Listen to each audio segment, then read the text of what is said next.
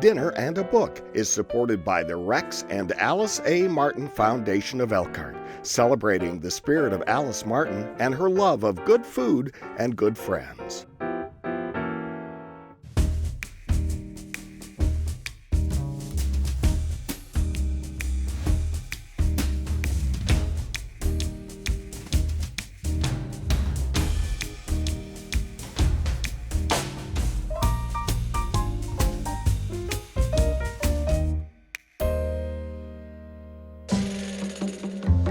Three generations of women all living a different lifestyle and searching for clues to solve two murders on a slough not far from Carmel, California. Let's meet my guest, Ashley Martin, President and Chief Operating Officer of NIBCO. Welcome. Thank you for having me, Gail. Oh, thank you for saying yes. We love to have you on Dinner and a Book. Oh, well, it's such a great experience. It is fun, it really is. And today we're going to be making some special foods. Tell the audience what we're going to be making. Yeah, so right now I'm going to be making some salsa, which hopefully we can put on later for our shrimp tacos that we're going to have. Yes, in the book, one of the characters and friends, they meet and they usually have tacos. If they meet on the waterfront or in a restaurant, they have tacos, they have Mexican beer. So we're having some Mexican beer and tacos. We'll have a little salad, a little sorbet, and that will be our lunch. So in any case, let's talk about these three women who are main to this book. We have Dana, the grandmother, we have Beth, her daughter, and we have the granddaughter. Jack. Yes. Jack. Her name is really Jacqueline, and she goes by Jack. What are they like? They're so different. Well, Lana is a hard businesswoman, right? Yes. And she's very professional and polished all the time and kind of has this hard exterior. And Beth is a little different, right? She's a nurse and she takes care of people and is very nurturing. That's a good word, yes. And Jack is a teenager, right? So she's still figuring herself out. And how these women all fit together in this family. But it is very typical of certain families where generations talk and get along or don't get along. And Beth is sort of always a little bit annoyed with her mother. Her mother loves to do what in Beth's house? Well, she thinks she's upgrading things, making things nicer, buying a new couch and maybe some new wallpaper and things that she just thinks are a little nicer. And Beth, doesn't agree. She has her own taste and style. And so when they're living together, they have to come to some kind of compromise living together. And the compromise is, okay, Mom, all right, do what you want to my house. Now, why does her mother move in with her? Unfortunately, the beginning of the book starts off with Lana being diagnosed with cancer. And so she needs, to live with her daughter to help with the care and the chemo. And so that's how it starts out. So it's a little on a sad note. Yes. But then Lana, obviously is not able to work during this time. So she finds a new hobby, right? Yes, new hobby. She wants, and I can understand this. She's probably in her late 50s and she wants to be relevant. And she is a really high-powered realtor. And she does great work and she usually wins everything she goes after. So here she is with her daughter and her granddaughter, and they're not exactly, part of the board and taking, messages and this sort of thing. And so there's pushback. But Lana, she just perseveres and she does what she wants. And she has this treatment and she gets better. But at the same time, things keep getting worse story-wise. I think what I'm going to start doing is making a salad, sort of a Mexican salad with lettuce and carrots and cheese and some limes, radishes, the colorful salad you see in many Mexican restaurants and other restaurants as well. So I'm going to start that. Sounds delicious. And I'm going to start on my salsa. Limes and avocado go in both, but I'm also going to add some beans and corn and tomatoes so that there's different textures in the salsa as well. We need texture. We need color. We need texture. Yes. And so Lana moves in, and she is very ill. She has tumors on her brain. Yes. And she gets to the point where she's really unhappy that she doesn't have somebody to command or an office to command. She's not in charge anymore, right? That's a problem. That's hard for her because she does it so well. And she even tells the doctor, I know you're going to tell me what's happening this week. She says, but just don't get into the details. Just give me an overview of what's going on. And she wants it done quickly so that she can get on with what she's doing, which right? She wants to go back to her life, right? Yes, yeah. She does. And I have to say, I got a big kick out of her. She is a size 2, and she wears all these famous designers. She has Chanel suits. Oh, yeah. And stilettos. Stilettos. Which she uses at one point as a weapon. Yes. She doesn't hold back. I mean, she really does what she wants to do. She has to break out of a building when it's on fire, and she's just determined. Her husband had left her. Yes. And so she knew she had to take care of herself and her daughters. So she just broke out of the mold, and she became very successful. Here's the thing that she eats. I just want to tell you this. I mean, if you really want to maintain a size 2, this is what it takes. She had yogurt for breakfast. I don't think she ever had lunch unless she was going out with Paul or somebody else or Diane. Yeah. And then in the evening, she would have a salad for dinner, and her dessert was a glass of Chardonnay. And we're having a glass of Chardonnay before we have our lunch, just to try it out. Well, it's always good to have a little wine when you're cooking, right? Yes, it's the best time. Absolutely. Cheers. Cheers. So you've got the setup here, and there are 2 murders that take place on the slough. Well, you don't know the first one right away. No, you don't. Lana has her binoculars, and she hears something ruffling around out on the slough in the nighttime, and we don't know who that was when it comes down to it. Was it Paul or was it someone else? That was Ricardo, right? But they don't find that out for a while. See, and I didn't even find it out. There are so many characters. There's the primary cast, and then you have a secondary cast that's sort of like, let's see, who is the second group that's so important? Well, it's the daughters, and it's Hal. The Rhodes family, right? Yes. They become a key part of this book. Hal Rhodes and his daughter Diana and his son Martin.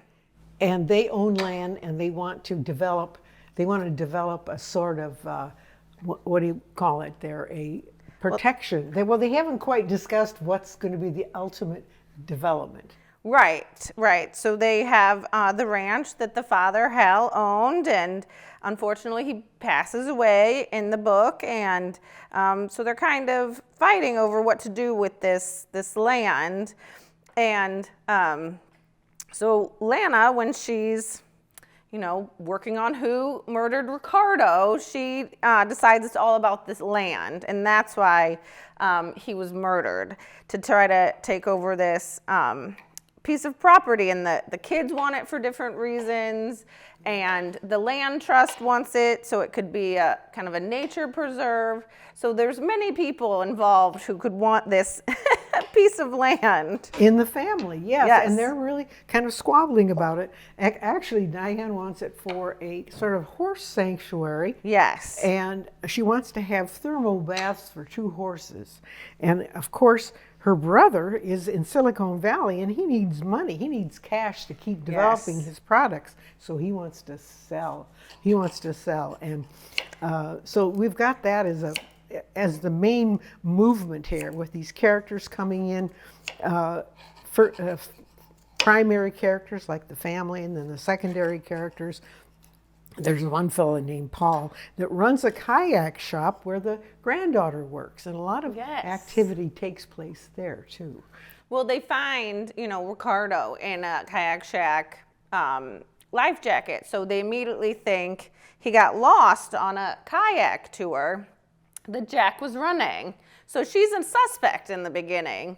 And so obviously the mom and the grandmother don't like their daughter and granddaughter being accused of murder. So that's why they get involved, right? Well, and Lana, the grandmother, she is mad about that. She's Oh, going to mad. she's going to be sure that they're wrong and that they should stay out of it, and they don't know what's going on. So she steps in, but she's intrepid. I mean, she does some good things, but sometimes she doesn't know to stay back. And in any case, we just have a minute or so here. How are you doing on your? Good. You're all set there, Good. aren't you? Yeah. I have this avocado to.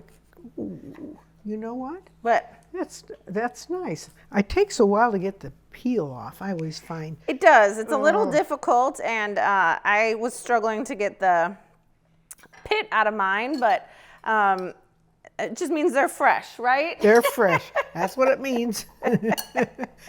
Doesn't mean the knife's not sharp. Right. So anyway, we've met these characters. We kind of know what the action is, but nobody knows who has killed two primary people. Hal Rhodes, who does own the land, and Ricardo Cruz. Yes. And he's been accused of having an affair with Diane and all this sort of thing. And it goes back and forth. There's so many people to pay attention to. There are a lot of characters, yes. We're going to set up for the next segment. We're going to go to the stove and we're going to watch Ashley cook. So stay with us. And in the meantime, take a look at our menu for today.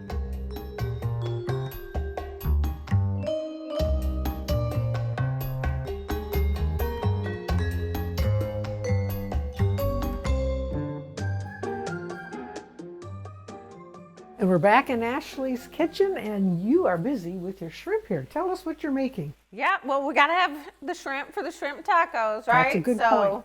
Yep, frying them up, just adding some light seasoning, because we have the great salsa that we were making already to put on top of it. So just getting them nice and pink over here. Yeah, they look good. They Yeah. really do.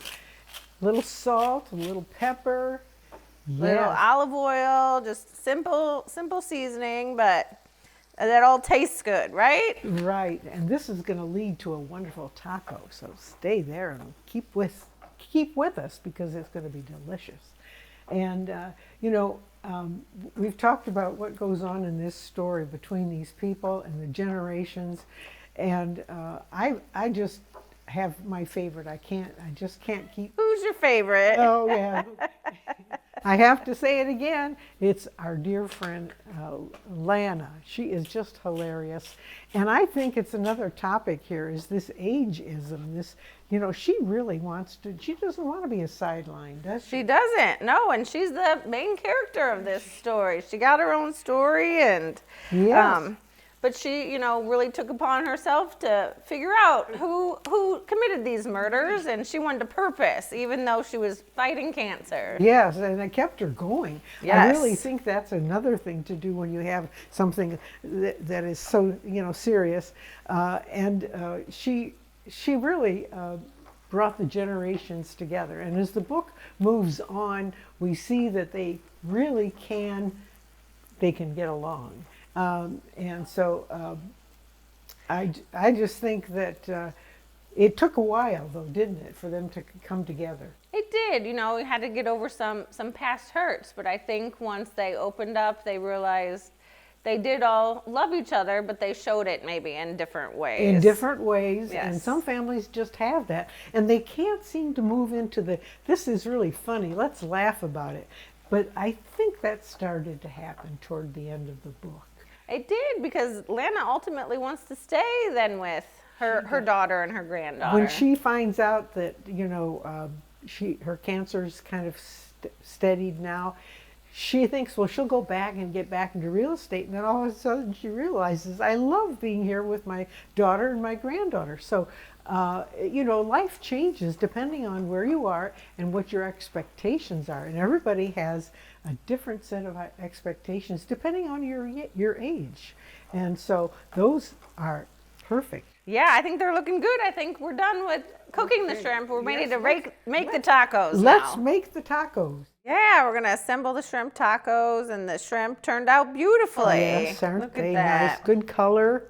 Oh, that juice, everything. Yeah. You know, those would be good on pasta too. Ooh, they With a would. little garlic and parsley. Ooh, yeah. This looks gorgeous. Yes. And this Some is more what shrimp it's all on here. about in this show. Doing things, making things. And, you know, we talk about what's going to happen at the slough. I love that word, slough. I know, I hadn't heard of that word before either, but you described it very well. I think we have some sloughs in this area. We should make a study. Yeah. So see what So we're I'm going going to to get. add our salsa on here, the Homemade. black bean and avocado salsa. Ashley, this Got to is give good. some spice and kick to it, right? You bet. Got to make it taste good. And look at this. We're going to put some extras on. And Yeah, I'm going to add some lettuce just for some nice crunch in there. You've made Right. enough for almost 5. I tend to overmake food, three, yes. No, but this you can stretch, can't you? If you have 2 or you're going to have 4, you just add a little more shrimp and you put another. Yeah, a little cheese on Yes, top. and then, look, it's gorgeous. Yeah. What about, you've got the beans in there already. Yep, that was with our salsa, That the was the beans and first? avocado and the corn, and when we did the first thing Isn't we that made. pretty? Yeah. That's really nice.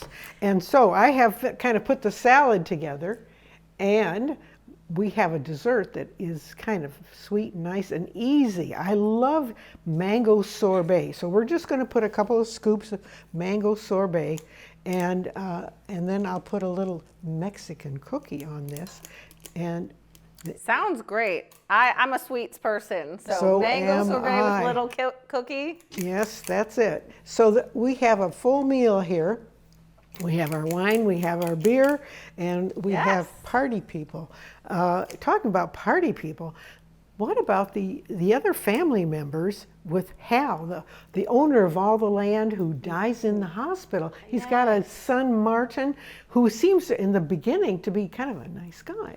Yeah, and you kind of think, oh, maybe like Beth and Martin might date and have a romance. You think that's where it's headed.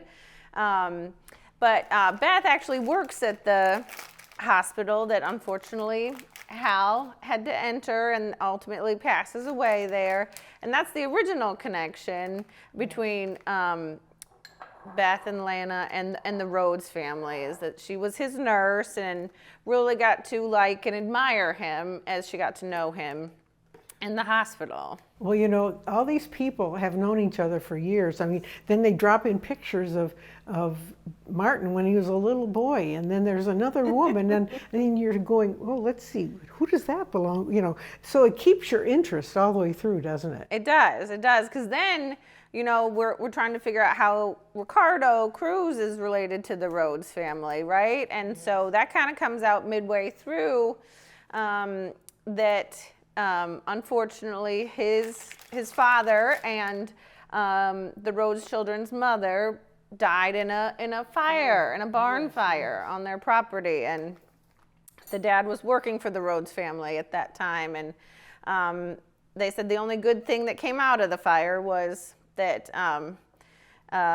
Ricardo then was born after it, right? Yes, yes. Yeah. And so it's a connection, but it's a tough loss connection. It Unfortunately. really is, and that was a section I had to read several times because I was trying to think, now I have it straight. And the next day I would think, what was it that what happened to Ricardo? But there are a lot of characters, and I think that makes it fun. Yes. And just like this food, there's just so many characters in this food. And it's all intertwined, right? Yes, and you yes. kind of have to figure it out and figure out how everyone's related and what's going on. But it definitely keeps your interest, like you said. It does. It really does. So we want to talk a little bit later, but we're going to put this all together, and we're going to invite you to a wonderful table.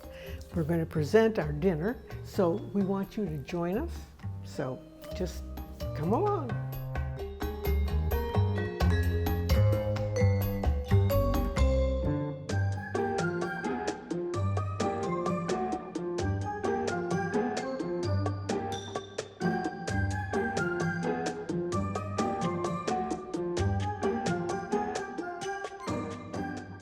And here we are. We have our dinner ready. You're invited to come. And we want to remind you, we've been talking about Mother-Daughter Murder Night by Nina Simon. I was calling her Simone, and I thought, no, that can't be right. But we have our food for our special dinner. Let's talk about what we made. Why don't you start with your shrimp taco? Yeah, so we started making the salsa with corn and beans and avocado. Then we fried up some shrimp and added lettuce and cheese on there for lots of flavors in our tacos. Lots of flavor. And then we have a sort of Mexican salad here with some limes, sliced radish. You always see sliced radish, and I could have added some sliced olives, dark olives, but a little cheese, a little of the carrots, and spring onions. So we have a colorful table, colorful food, and I think colorful food is fun to eat. Oh, yes. And we have our Modella beer that it is mentioned in the story when Lana goes out to eat with this funny man named Paul, who owns the Kayak shack, yes. He's always looking for his kayaks, and where are they? And they're hanging here. And he lets people borrow them, and the safety jackets as well. And so he pops up, and he is a real character. I really didn't know the purpose of Paul. Yeah, I think he was just kind of a goofy guy and, a little more laid back and relaxed character. But I think at one point we were supposed to think, oh, maybe he, had some hand in foul play in this book. And turns out, no, that was not him. But he's just this loosey-goosey guy yes. here that's in the story. And so I found him funny. And that lunch that he has with Lana, Lana with the stilettos and the so polished and perfect looking, perfect. Chiseled. I mean, yes, and he's a little sloppy. Yes. And they're having this lunch, and she's trying to figure out what he is, and he's kind of looking at her. He thinks she's kind of great, but they're just like they're opposite yes. ends. And it was kind of a funny scene. I love scenes like that that just don't work well. How about another little bit of this yes. wine, Lana's dessert? Dessert, yes. Start with dessert first, right? Let's have it, yes. So, I think it was a fun book. And the only problem I had sometimes, there was so much going on. It was a lot to keep track of, yes. But it kept you engaged, right? You were... Cheers! Cheers, and thank you for suggesting this. Oh, thank you. And the food it just looks great, tasty. And I just want to say that, like I said, I enjoyed the book. I thought parts of it were hilarious. And I thought, are other people laughing at this like I am? This Lana, she don't ever give up on these classy ladies that work hard and know how to get things done, and she was just wonderful. And then finally, she and her daughters daughter and granddaughter did get along, and they had a good time. And I think they realized we have a family unit here. Yes, I agree. And I hope they were going to have fun with this whole thing, like we've had fun today. And Ashley, I want to thank you for inviting us to your home. Oh, well, thank you for joining me. It's been a wonderful experience. Yes, hasn't it? So, thank you, and here's to you. Come back and see us again. Good food, good friends, good books make for a divine life. We'll see you next time.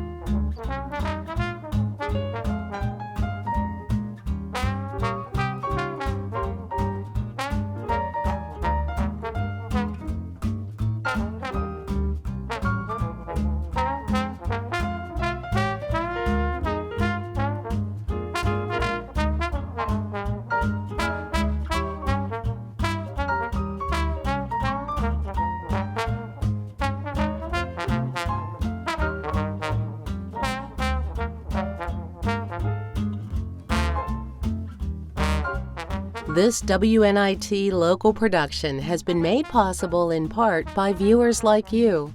Thank you. Dinner and a Book is supported by the Rex and Alice A. Martin Foundation of Elkhart, celebrating the spirit of Alice Martin and her love of good food and good friends.